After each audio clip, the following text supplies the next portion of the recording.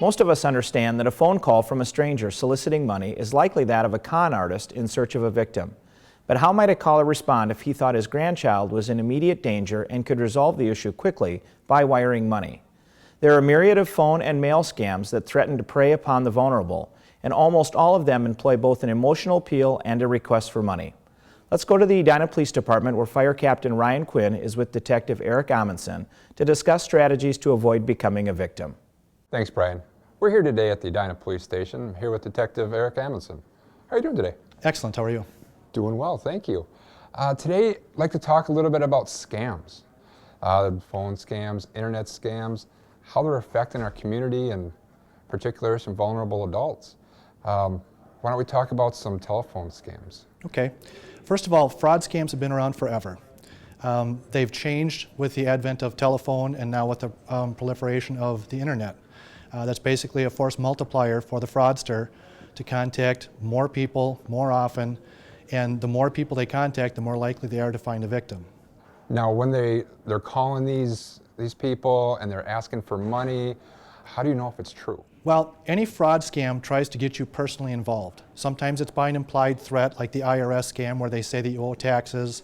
Sometimes it's to make you think that you need to do something quickly to help a family member, like a grandson who's been in jail.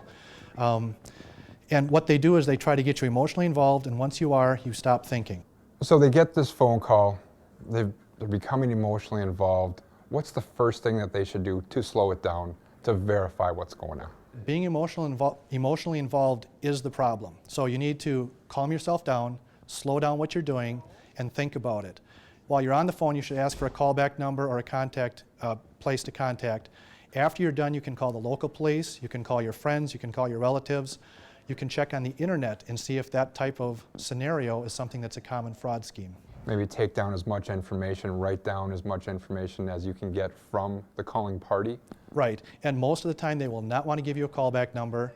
They will not want you to call them back. They want you to stay on the phone and complete the transaction, as it were. They'll want you to send them money, or at least commit to sending them money before they release the phone call with you. Now, how do you know if you have been the victim of a scam? It depends on what type of scam it is. There are some where, even like an internet scam where you're selling something legitimately, someone will call up and say, I'll buy that, but I want to send you a check and it's more than the amount that you asked for.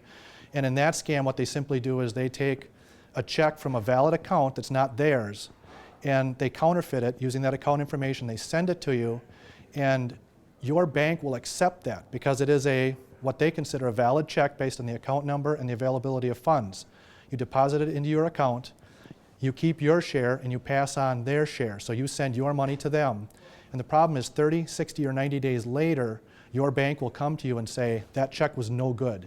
You owe us that money. So is there a time limit that you can recoup any of this money, or is it generally once it's gone, it's gone? Well, it's not necessarily a time limit. It's more of a jurisdictional thing. And what you have to understand is that most of these frauds are perpetrated outside of our borders, not our state borders, but the United States itself.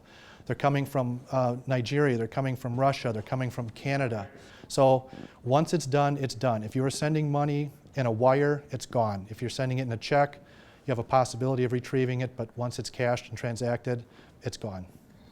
We all need to stay vigilant, double check, verify, and contact the Edina Police Department if they feel that they're a victim. Well, there are other things you can do also, and that is one, what I do, and that's I keep aware of the scams. There's plenty of sites you can look up that'll tell you what scams are currently being perpetrated and how they work.